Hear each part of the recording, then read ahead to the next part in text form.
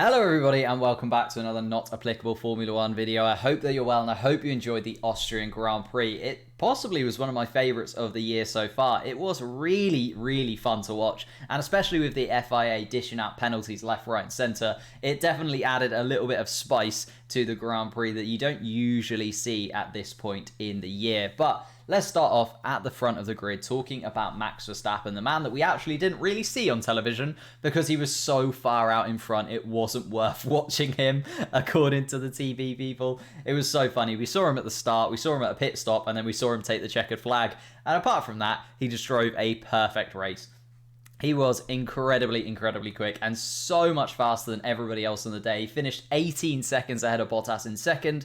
Nobody even got near him. It was insane. And Max Verstappen is finally putting together some performances where we're like, I think this could be his year. I think he's slowly becoming closer and closer to that World Drivers' Champion. He's been inconsistent over a few years. He's had little mistakes in his game before.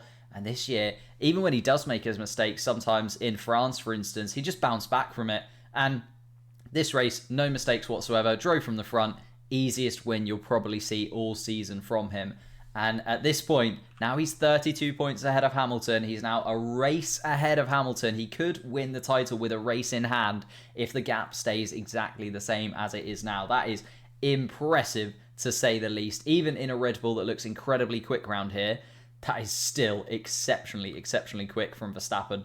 Let's move on then and talk a little bit about the guys behind him, the guys that could get nowhere near him in Mercedes to start off with. So Mercedes, actually a pretty professional drive from them in my opinion. I think Bottas took all of his opportunities perfectly. Hamilton had a bit of a mixed weekend, a mixed race, and unfortunately with that damage it never looked like he was ever going to have the pace of those guys in and around him. And I think he'll actually be quite happy to finish fourth after that damage, because we could have seen Perez and Sainz and possibly even Ricciardo catch up to him. But he managed to keep it on the track, managed to keep it going at just a good enough pace to hold on to that fourth place. And talking about Bottas taking his opportunities, you know, Norris got that 5-second penalty, took the opportunity, jumped in front of him. Perez got knocked off the track, took that opportunity, got in front of him. Hamilton took that damage, took that opportunity, got in front of him. And it was very classy from Bottas. Took all of those opportunities as soon as he could, got himself into second place, and a really smart finish from Bottas actually to get himself into second, and some well-needed points and a podium to boot for him. So really happy for Bottas over the course of the race actually. Let's talk Lando Norris, the man that everybody probably wants me to talk about because he has been insanely quick. He has been the best driver of the season so far. I know Max Verstappen is winning, and I know that other drivers have driven exceptionally well. Lando Norris, for me, is the driver of the season so far. He has been incredibly quick at every single race. I mean, he has just been so good, picking up 5th places, 4th places, podiums. This is his 3rd podium in 9 races. And when you are in the 3rd fastest car, the best you should be able to do on a good day is 5th place, right? So you've got the 4 cars in front of you in the 2 teams that are quicker, and 5th place, if you can get 5th place in the 3rd fastest car, you are absolutely smashing it. And Lando Norris is making a habit of finishing in that top 5 over and over again. He has been so quick and so good. He just looks really comfortable in that car. Makes it look easy sometimes, to be honest with you. And also, if you haven't seen the side-by-side of Verstappen and his qualifying laps, it was so close. It was so close to that pole position. Norris is ahead up until turn 10. The last turn is where Norris just loses those hundredths of a second that means that Max Verstappen gets the pole position.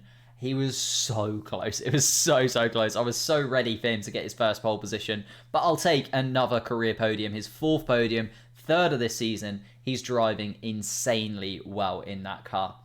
Now let's talk about obviously the FIA, and I've sort of touched on it a little bit with Lando Norris, but everybody picked up 5-second penalties. This was the FIA this season. They were just throwing out 5-second penalties for anybody and everybody. Norris picked up 1. Perez picked up 2. Yuki Tsunoda picked up 2. They were just chucking them here, there, and everywhere. Everyone had a 5-second penalty at some point in that race. Obviously, Perez will be the one that is most disappointed by those penalties. He lost out the most by a mile. I think Perez had an easy 2nd place finish. And I hesitate before saying that because Lando Norris was so quick. But I think if Perez would have just driven a really easy race, would have got in front of Norris carefully rather than being pushed out into the gravel, you know, really taking his time with it and just taking the opportunity when it arose rather than trying to force the issue, I think Perez would have got an easy second place finish. The Red Bull car just looks so much quicker than everybody else's, and Max Verstappen made it look easy. So Perez is going to be really disappointed, actually, finishing all the way down there in 6th place after his 10 seconds added on. Carlos Sainz actually jumping him, not on the track, but because of the time that he finished in. Yeah, Perez, I'm disappointed in him. I'm disappointed in him because I thought he was going to come into this Grand Prix, and I thought he could actually win this Grand Prix over Max Verstappen. Maybe a little bit naive in my opinion, but I thought he'd learn from last time out and maybe bring a brand new set of skills to this track. The tyres were a step softer. We know that he's so good at maintaining those tyres, but he dipped it into the gravel, dropped down into 10th place, and then we know what happened from there. He got in the battle with Leclerc, dropped 10 seconds because of the 2 incidents with Leclerc, and it just didn't really happen for him from then onwards. And talking about Leclerc, and more importantly, Sainz to begin with, because Sainz was the one who managed to finish in front of Leclerc and narrow that point margin to just 2 points, between Leclerc and Sainz. Leclerc on 62, Sainz on 60, just narrowing down that margin. And Carlos Sainz ever closer to Leclerc. He could actually catch Leclerc and take him over in the next race, because he has just been incredibly quick over this last 2 races. Maybe it's the Austrian Grand Prix and the Red Bull Ring that he really likes, but I think if he'd have just got that qualifying pace down, we could have seen him battle maybe up towards the podium positions. Carlos Sainz was so fast compared to everybody else and really found his pace in that Ferrari. It was just a shame that the Ferrari really has no qualifying pace. They sort of have to find that balance. It's either one weekend, they absolutely fly in qualifying and then drop massively in the race, or they're nowhere in qualifying and then Carlos Sainz drives from 12th to 5th on the grid, and it's just like an incredible drive from him. So they need to find that balance between qualifying and race pace if they can very, very soon, because Leclerc missed out on quite a few places as well. Obviously got into a tussle with Perez, managed to dirty up his tyres twice in the gravel. Yes, Perez lost 10 seconds, but I think Leclerc lost more than that over the course of the race. It meant that he wasn't really able to catch up with Ricciardo and battle him in the same way that he would have wanted to.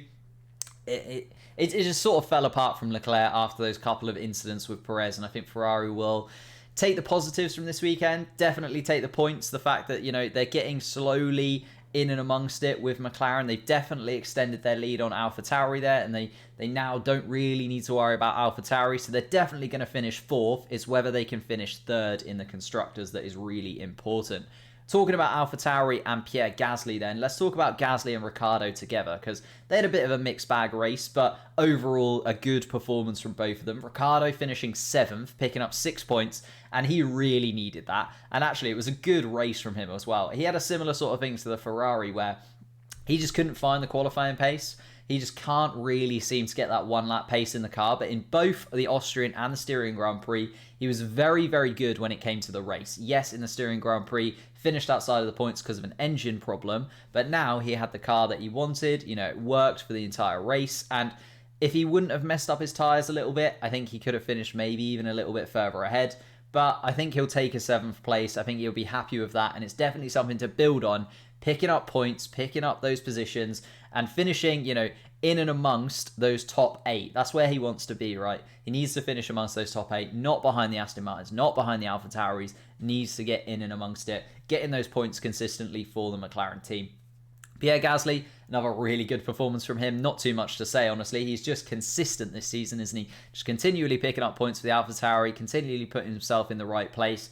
And it's just a shame that Yuki Tsunoda didn't really get it together in the same way that he did. Yuki Tsunoda obviously picking up 2 penalties for the same thing, crossing the white line into the pit lane. Just, I know he's a rookie, but please, Yuki, just turn that around. If Yuki would have got points, I think he could have quite easily got points. You know, I think Yuki would have probably finished fairly handily in front of Alonso if it hadn't have been for those 2 penalties and the fact that he just messed up his race a little bit. Just needs that tiny little bit more, doesn't he, Yuki? Couple of little things, if he hits right, he's going to really hit the ground running once those things come to fruition for him.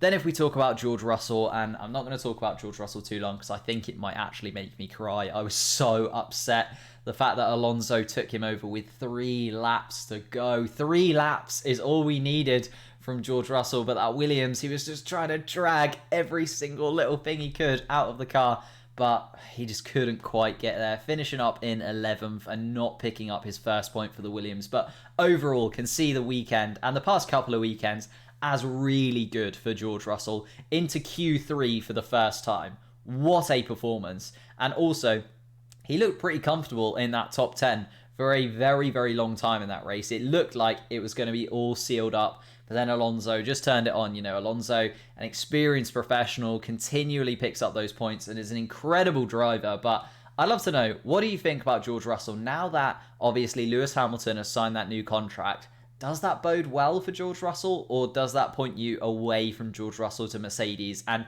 if so, where do you think he could end up? Because I don't think he'll want to stay on for Williams with another year. His contract is obviously ending at the end of this season, and if he doesn't get that Mercedes move, I could see him maybe moving somewhere else. You know, he's going to get a little bit impatient at this point. He's continually putting in the performances at Williams, but not getting really anything from it.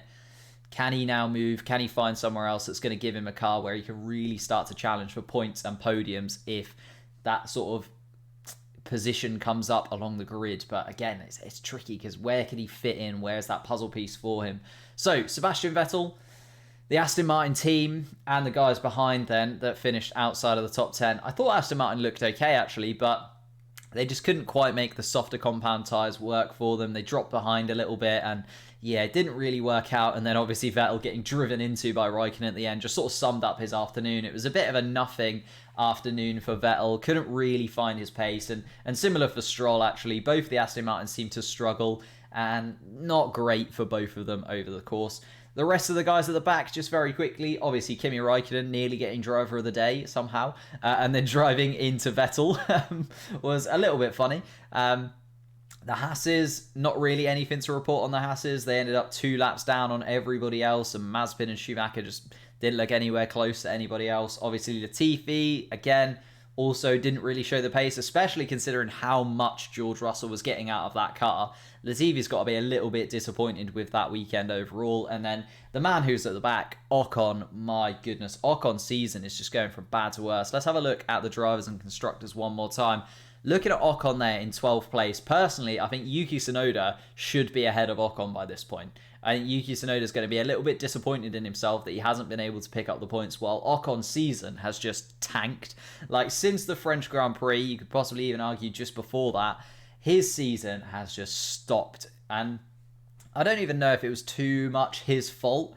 The fact that he got obviously squeezed in by Giovinazzi and then broke the front right wheel of his car, but he just continually seems to be in that position. I think it's 5 out of the last 50 races he's had an incident on lap 1. It just shows a little bit of racecraft that he's missing. It shows a little bit of inconsistency in his driving, and Ocon just had an awful weekend again. Another one to forget for him, and just overall, I'd love to know your opinion, because Ocon, at the beginning of the season, started off so well. I was actually talking about Ocon and Russell being sort of 50-50 for that Mercedes seat. I know that he's not a Mercedes driver anymore, but he's still got that connection to Toto Wolff, and I could see maybe if Hamilton and Bottas both left Mercedes at the end of the year, they might go for Russell-Ocon as a combination, but I can't see Ocon getting anywhere near anywhere else now. And I think Ocon's going to be really happy that he managed to get that Alpine deal over the line very early on in the season, because he has just looked atrocious since then.